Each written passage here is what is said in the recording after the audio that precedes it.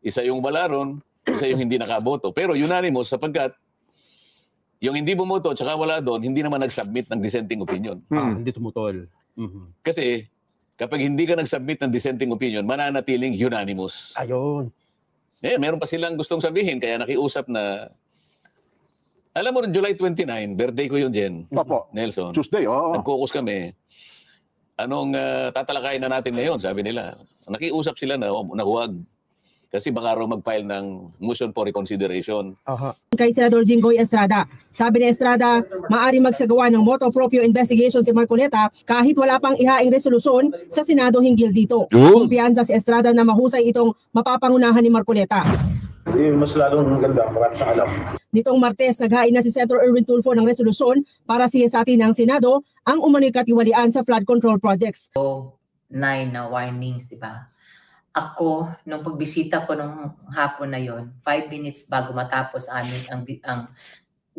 visitation time namin, sinabihan ako nung isa doon. Sabi niya na nung July 19 daw, nung phone conversation namin, meron daw akong sinabi. Sabi ko about the case.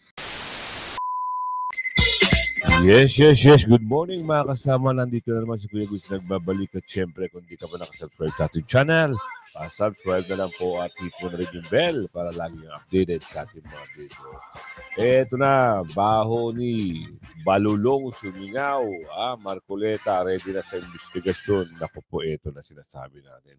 At mayroong mga balita rin dito, Mayor, magalong hinimok magpakita ng ebidensya kaugnay ng kickback. Magkakaalaman na. Bakit?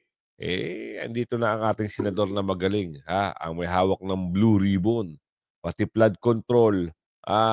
Posibleng isulong ni Senator Marcoleta. Imbibestigahan na yan. Iimbestigahan na yan.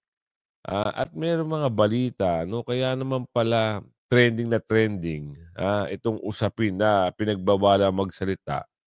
May problema dito. Di ko rin ayoko kasing ang hirap kasi bigyan ng reaction to kung ano yung problema dito Oo, baka kung ano-ano pa isipin nila kasi merong supporter itong si Madam at siyempre may supporter din si natin. Bahala na lang sila magsalita kung ano yung sasabihin nila.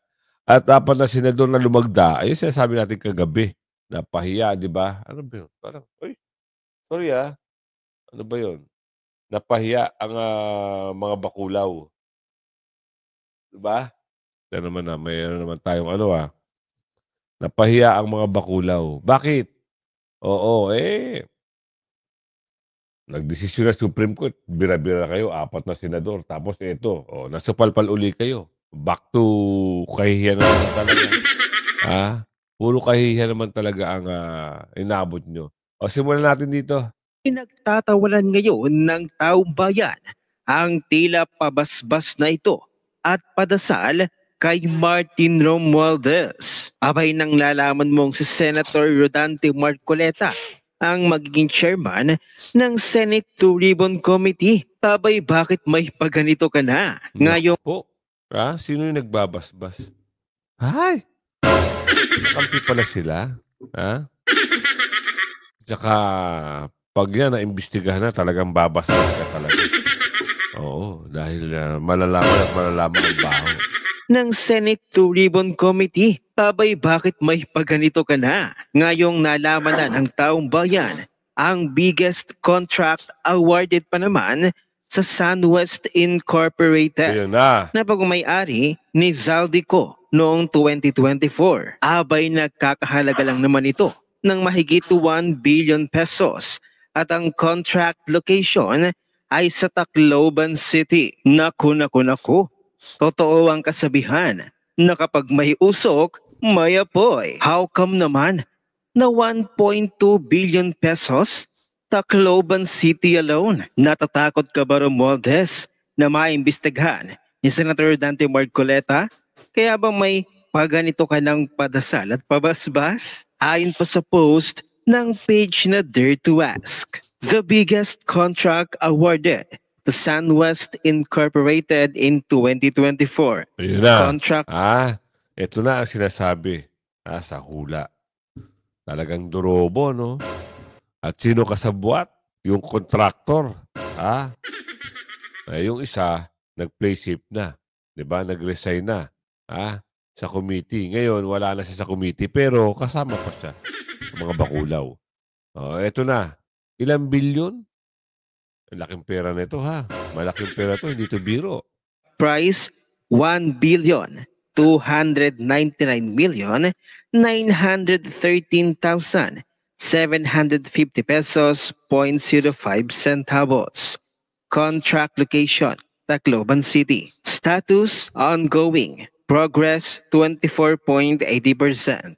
Found Anak ng tipaklong, 24. Kailan pa ito? Kailan to sinimulan? Bakit hindi? source, regular infrastructure, GAA 2024 SSP. Project items, Cluster 1, Basic Infrastructure Program BIP. Coastal Alungin na lang natin mga taga-Tacloban. Mga taga-Tacloban, nakikita niyo ho ba itong pinapagawa ni Balolong dyan sa inyo? Na meron daw coastal road, causeway for environmental protection o yung mga breaker, yung mga breakwater. Meron ba? Anak ng tipakalong, roads, causeway for environmental protection, conservation, construction of causeway, subsection 3.2A, Tacloban City, Leyte, and other 5 projects. At ang mga detalyeng ito ay may source pa galing pa mismo sa DPWH. Paalala, lahat po ng contracts ay may bidding. There is a presumption of regularity. wala na, panalo na sa bidding. Contractor, yung taga-Bicol na Bakulong. Tapos, sino yung taga-Leyte na kongresista?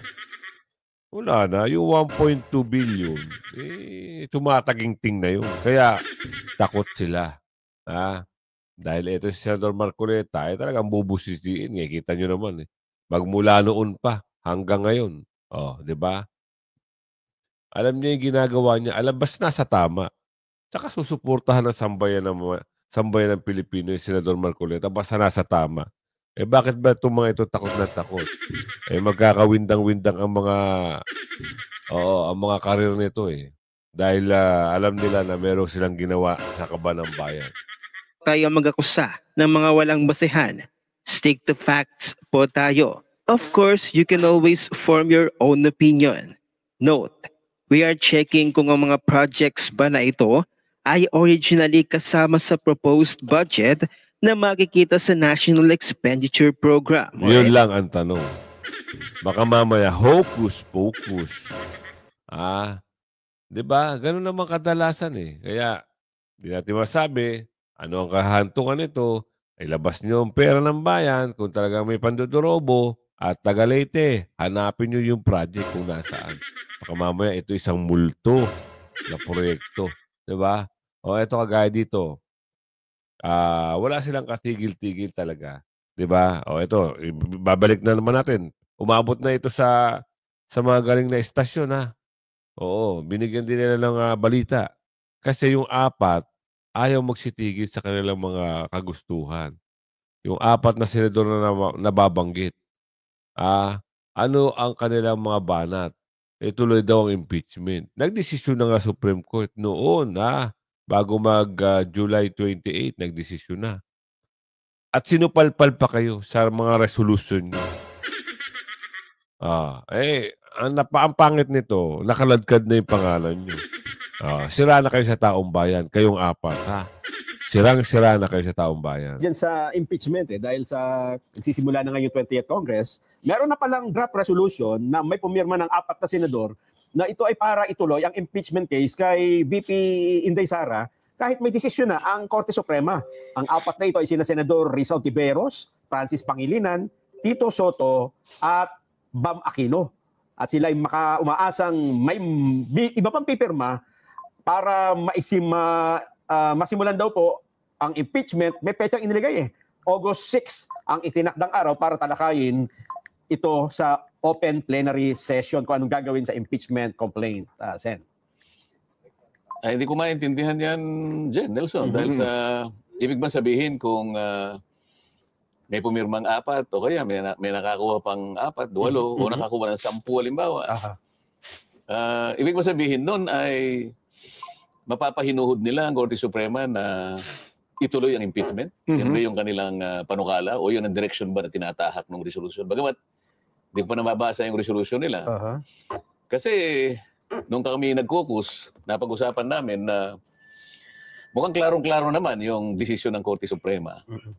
Medyo matatag at saka walang paligoy-ligoy. Sinabi niya, ang impeachment complaint is void ab initio.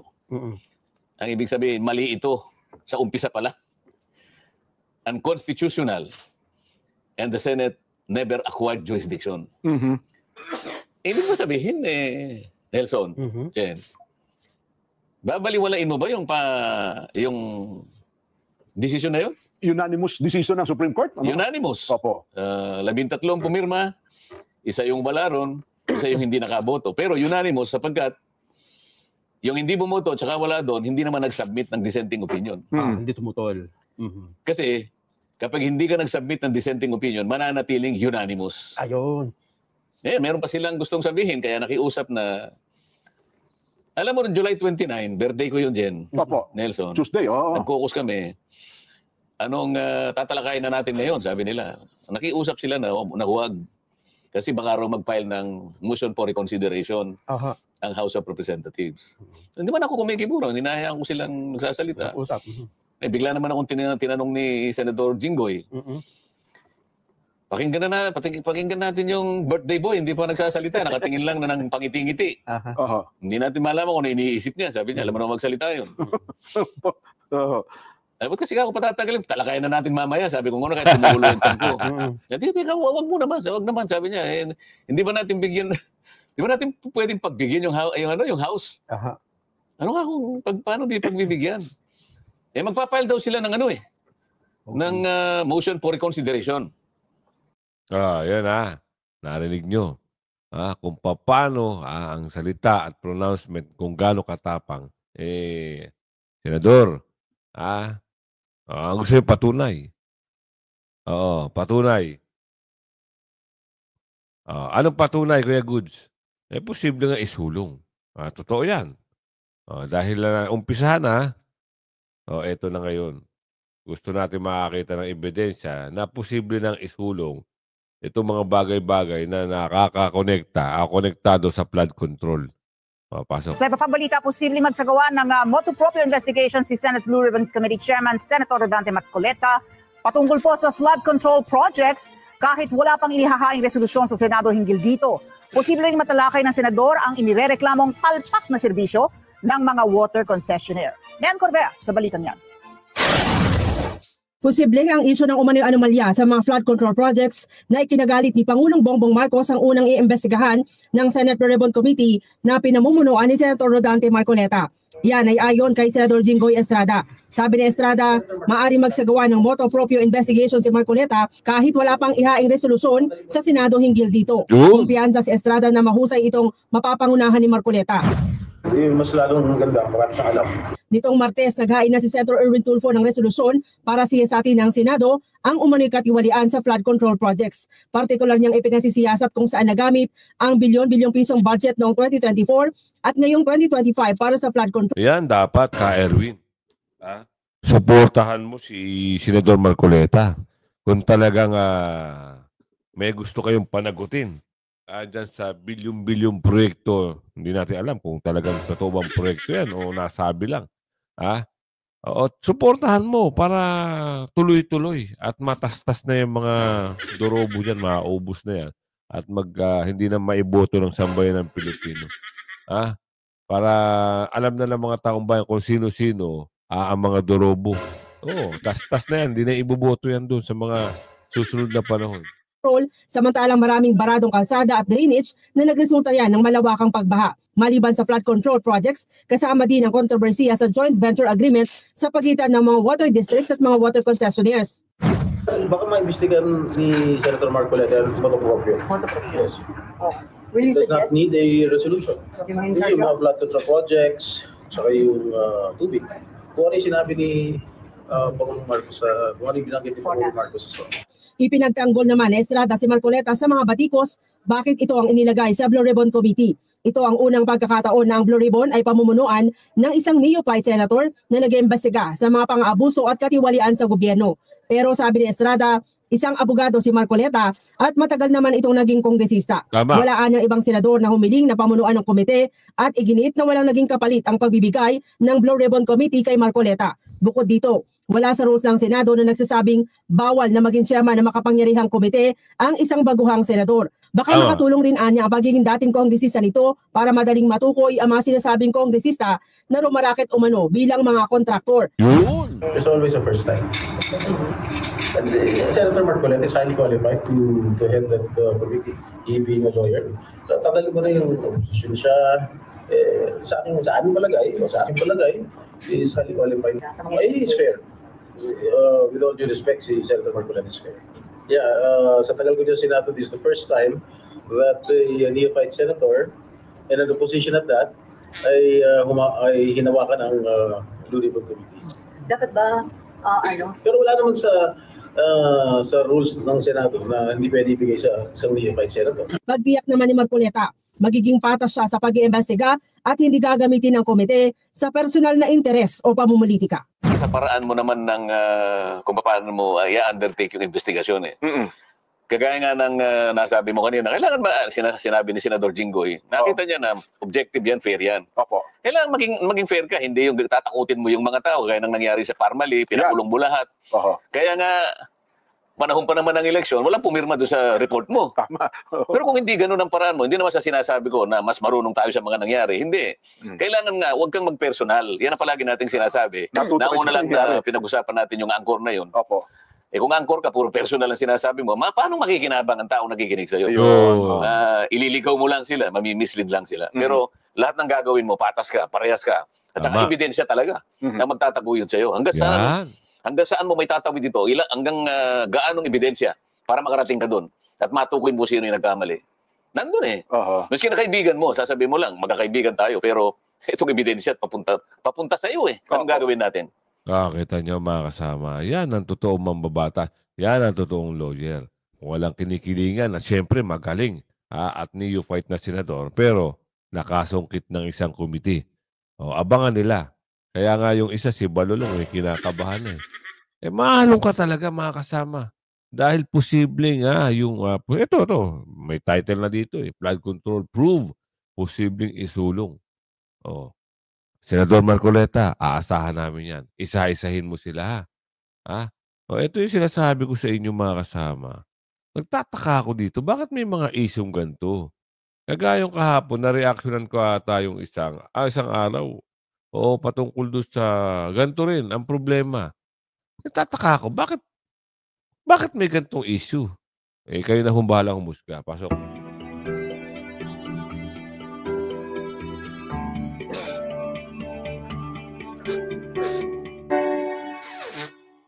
Hindi na. Kasi nga, ang nangyari nun, wala akong, di ba sabi ni VP siya, may 7, 9 na warnings, di ba? Ako, nung pagbisita ko nung hapon na yon, 5 minutes bago matapos ang visitation time namin, sinabihan ako nung isa doon, sabi niya na, nung July 19 daw, nung phone conversation namin, meron daw akong sinabi. Sabi ko, about the case. Sabi ko, I don't know anything about the case.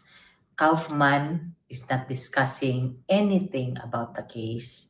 You know that, Mr. Kaufman. I have not asked a single paper from you on whatever it is that you are doing, so I cannot talk about the case. And also, nung time na yun, 5 minutes bago matapos, sinabihan na lang ako na isususpend daw ako. Ang sabi pa nga ni PRD, doon sa lalaki na nagsabi na, sabi niya, you cannot do that. Yun niya. Kasi, he is expecting me. He knows that this is my term. This is my time right now. This is my schedule to visit him. And, ako kasi nurse, 'di ba? Na-assess ko siya yung first time ko na itong visit ko na ito, the only day na na-visit ko siya nung pagdating ko talaga straight from the airport, nilagay ko lang yung gamit ko sa hotel, na in-assess ko na siya, nakita ko na yung dito niya malalim. Yun, tapos check ko sa kanya, control ang emotions ko na ano. Tapos noon, after nung just 5 minutes saka ako nilapitan nung lalaki, sabi niya sususpend daw. And this is exactly what the PRD said. You cannot do that, sinabi niya. Tapos the following day wala na akong visit. Sabi ko sa kanya, I don't say anything about the case. All I tell him is, he asked me usually about the news. I'm sure the same kami ng sinabi ni VP kasi news yun eh. Pareho kami ng sinabi ni VP kasi narinig niya rin yun sa news. Kaya nga sabi ni VP, di ba, narinig niyo ba yun? Kayo nagsabi nun, di ba, na may 7 or 9 warnings. Ako, I didn't receive any. You know, ito lang ang masasabi ko. Sinabi ko na kay Mr. Kaufman, sabi ko, wala namang, alam ko, I have nothing against you, pero please do not deprive us of, you know, asking other people or asking legal opinions from other lawyers also. Pero we acknowledge you as his lawyer. Pero sabi ko nga sa kanya, baliktad tayo. Asawa mo, ikaw kaya ang nasa loob. Ano kaya ang gawin ng asawa mo? You know, the last time, every time I go there, I tell him, he would always ask, PRD would always ask, ano na, kumusta na? Maka ano na ako, no? We cannot talk about the case. At pagkatapos ko dito, tatawagan ko ang lawyer para sa kanya mo tanungin lahat. Ganyan, always recorded yan. Recorded yan. Gusto ko nga igawin nilang public yung conversation eh. Wala ako doong ma-discuss about sa case because sabi ko, Mr. Kaufman, I'm not asking any paper from you. You are not talking to me about the case or any of your associates. And you accuse me of I'm talking about, you know, ikaw ang dinidiretso ko. Ikaw ang dinidiretso ko. Bihira ako makausap sa mga kasama mo na nagdagdag ka na ng mga lawyers dyan. So I have nothing against you. So alam ko doon ka na nagalit eh. Galit ka na doon for me. You know, I know you are protecting your practice. I don't know if you're trying to prove something. Pero kami, we are concerned about the life of this man. He is family. He is the father of my daughter. He is the father of VP, Paulo, and Baste. So yun lang. Sabi ko nga, baliktarin natin. Ang asawa, ikaw ang nasa loob. Ano kaya ang gawain ng asawa mo? Di ba?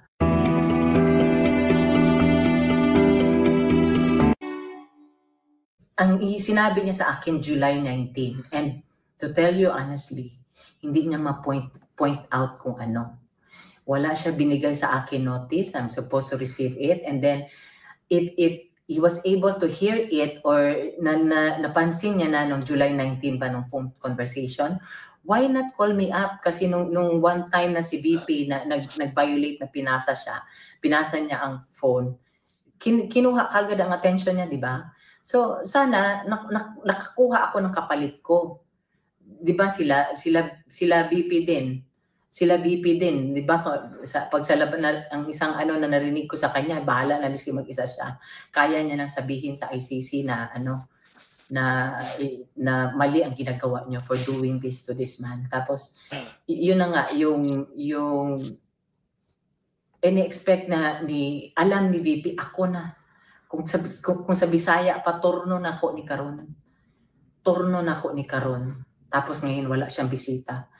You know, even after his presidency, I'm telling you, emotionally ano na siya. Meron na siyang depression nun. Ngayon, sabi ko nga ito sinabi ko sa kanya, sabi ko, hindi naman ako lawyer. Lahat ng tinatanong ko sa humingi ako ng opinion sa lawyer.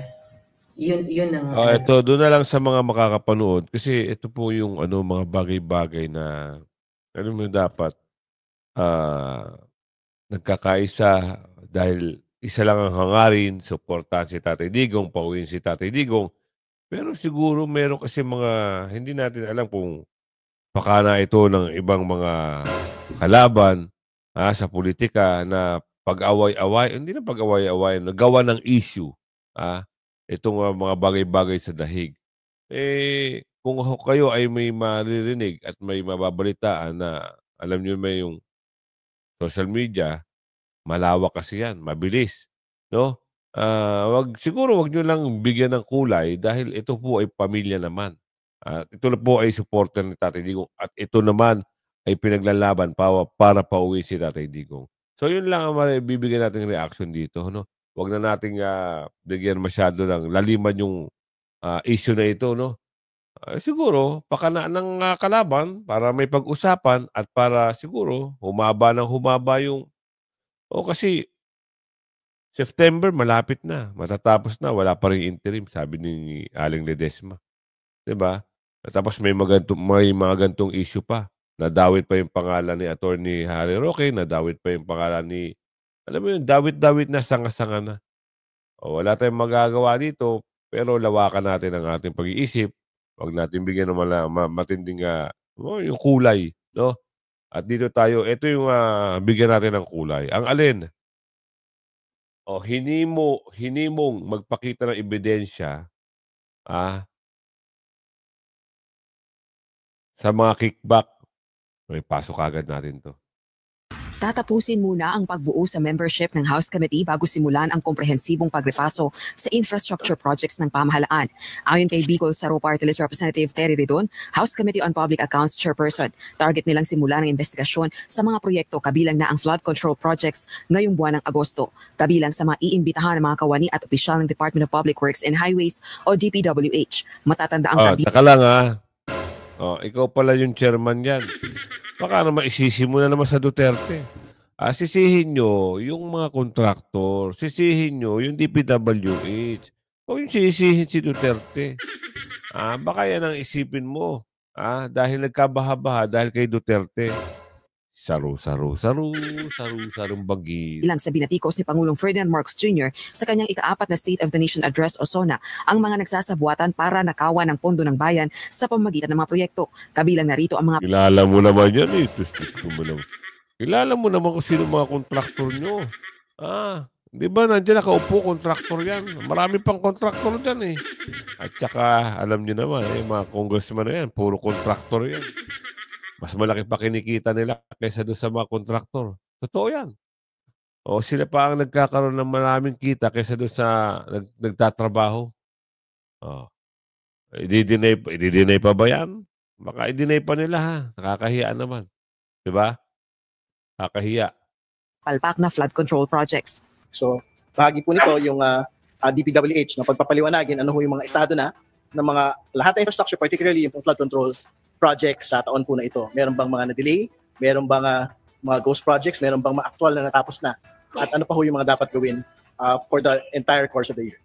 Iniutos ni PBBM. Very good. Sa taon na yan. Diyan kayo magsisihan Pero wag sa panahon ni Tatay Digong. Dahil hindi niya kasalanan ni Tatay Digong. Sisihin nyo yan mga kung sino nakapaligid na kongresista, sino nakapaligid na mga yung mga district engineer, DPWH, yan ang tignan nyo, yan ang halongkatin nyo ngayong panahon. DPWH ang audit at performance review sa lahat ng flood control projects. Kahit ongoing pa ang investigasyon ng DPWH, maaari ring magsagawa ang Kongreso ng pagrepaso sa mga proyekto ayon kay Representative Redon. Kaugnay naman ang mga alegasyon ni Baguio City Mayor Benjamin Magalong na may ilang kongresista umanong nakikipagsabuatan para kontrolin ang mga proyekto, pagura ng piling contractor at kumubra ng porsyento mula sa mga proyekto. Totoo yan. Hindi nagsisinungaling si Mayor Magalong. Totoo yan. Maraming ganyan. Meron nga akong kilala Pinapahanap pa tayo ng May kilala ka bang congressman? Naku po, Diyos ko. Hindi tayo nakikialam dyan.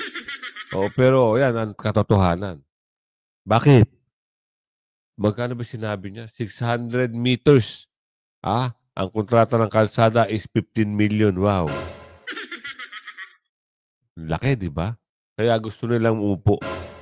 Sabihin natin 15 million na kontrata. Sabihin natin ang materyales. Siguro kikita yung contractor ng mga 3.5. Yung the rest doon. Kasi sabihin natin kalahati ng 15 million is 7.5. 3.5 dito sa contractor. May 3 million pa yung isa. Anyang maimbitahan ng alkalde sa gagawing legislative inquiry. Gayunman, kailangan anyang makapaglabas ang Baguio City Mayor ng matibay na ebidensya kaugnay ng kanyang mga akusasyon. Well, very important po siguro, bagitin muna kay Mayor Magalong, ipakita niya ebidensya. Kasi mabigat yung akusasyon. Ang akusasyon, ang mga kongresista, 30%, 40% getting kickbacks from government projects. No? I think as soon as... O yan naman. Talaga ba? Mayor, ilistahin mo na yung mga pangalan. Listahin mo na para mapangalanan kung sino yung mga kumikickback. Halos lahat naman, di ba? Sabi ni Aling Ledesma. we do a review, he should be invited.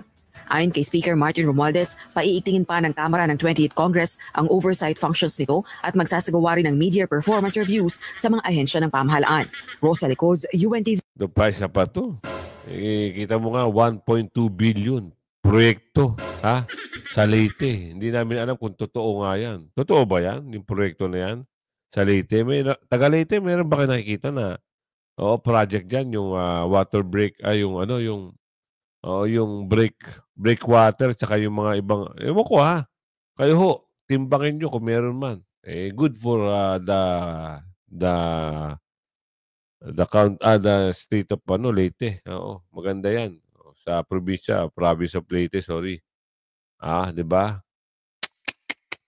Kung sa totoo lang, kung wala lang kurakot, at ang mga durobo ay pinaparusahan, maganda ang Pilipinas. Kaso wala Ganun daw talaga, sabi ni Aling Ledesma. Kaya kung umabot ka sa video natin ito, hanggang sa muli like and share. Bye-bye!